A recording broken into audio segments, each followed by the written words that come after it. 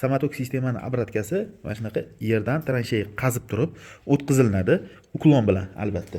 Uklonsiz ishlamaydi, bilasizlar. Mana bu yerda hozir ko'rib turganingizdek polniy metallический xamotka qotirib uklon bilan olib kelganmiz. Endi buni sekin ko'mvoramiz, yeri tagida bir tekis bo'lib qoladi shunda. Ikkiga batareyalarga ko'rayotgan bo'lsanglar, mana tepadan podacha tushgan, ikkiga obratkaga ulanib ketgan. Ikkinchi etajga cherdaydan mana podacha tushib kelyapti, hamda batareyaga ulanib birinchi etajga tushib ketyapti. Ikkiga birinchi etajni podachasi ham shu obratka bilan birga tushib kelyapti. Ko'rib turganingizdek, har bitta liniya alohida batareyalarni bittasini o'chirganda ikkinchisiga xalaqit qilmaydi. Hozir biz mana cherday qismdamiz. Ko'rib turganingizdek, o'qturbalar yig'ilgan. Mana bu PAUK sistema deyiladi. PAUK yoki duxturubniy sistema deyiladi.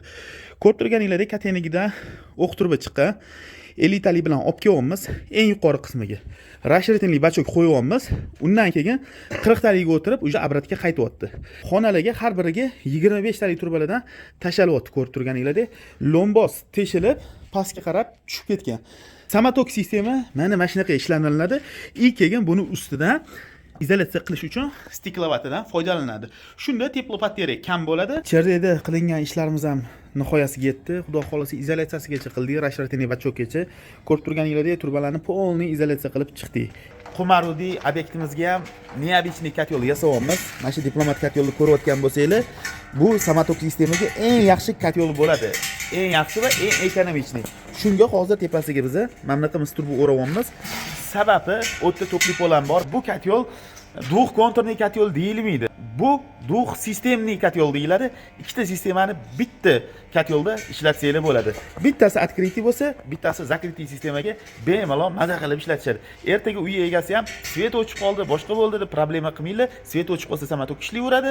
Agar svet bor paytda mana shu misturba orqali Paloy ataplini bemalol ishlab turaveradi. Xumaruda obyektimizda ham stяжка ishlarini boshladik. Hozir bu pollarni tekislab turib, ko'rib turganingizdek, mana bu yo'lda turib qo'ydi.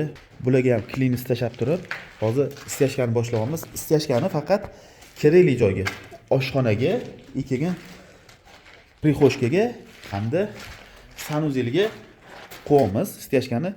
Sababi bu to'pli pol bo'ladi, qolgan xonalar to'pli pol bo'lmaydi. To'pli polni tashab, stяжкаlarni ham quyib oldik. Bir tekis qilib, xudo xolasa, endi navbat katyolni yig'ishga. Betga bitta titan, bitta katyol olib keldik. Katyolni o'sha neobычный qilib yasadik. Diplomat 6 mis o'ralgan varianti. Ko'rib turganingizdek, yonidan bo'tni obratkasi bo'ladi, tepasi podachasi bo'ladi. Ikkiga katyolni podacha obratkasi mana bu yerda, orqasida. Xudo xolasa bu katyol zakonni ishlayveradi. Bu narsani birinchi marta qilayotganimiz yo'q, lekin effekti juda zo'r bo'ladi. Samatok sistemamiz ham уже tayyor bo'ldi. Bu yerda ko'rib turganingizdek, tepadan turbalarni olib tushib turib, akkuratniy qilib mana shu katyolga uladik.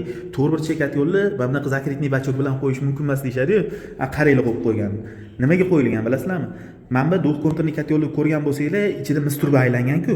Xuddi shu variant mana bu yerda misturba aylangan polniy. Bu to'pli pol uchun ishlayapti. Hozir biz ikkita sistemani bitta qilib yig'dik. Ham открытый sistema, ham закрытый sistema bitta mana shu katyolda ishlayapti. Ko'rayotgan bo'lsanglar, obratkasi mana bu yerdan kelgan, bu Samatok sistemaga ishlayapti.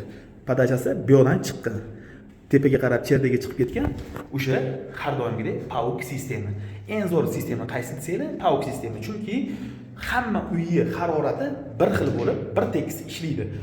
Undan tashqari ko'rib turganingizdek, bosim yuqori bo'lganligi uchun, nasos qo'yilganligi uchun mana shu 180 litrli 400 talik gazli boylerimizni ustanovka qildik. Bu yerda suv tortilganda resirkulyatsiya qilinmagan ekan. Bizda bilasizlar, resirkulyatsiya qismi ham bor. Shuni hisobga olgan holda bitta kran qo'yib, yopib, joy tashlab ketdik. Ertaga mabodo kerak bo'ladigan bo'lsa, muammo yo'q, ulab olsa bo'ladi. Samatok sistemaga ko'rib turganingizdek, bitta bypass qilib nasos qo'yib ketdik. Bu kerak bo'lib qolishi mumkin, lekin to'kka tiqilmaydi, o'chib turibdi. Ko'rganingizdek, obratga o'zi yurib kelyapti. Buni yoqib tekshirib ko'rdik. Bu yerda ko'rib turganingizdek, gaz o'tmagan, lekin propanni yoqib tekshirdik.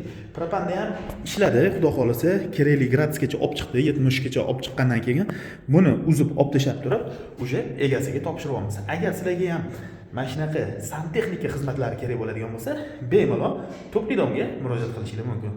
Xayr, salomat bo'linglar.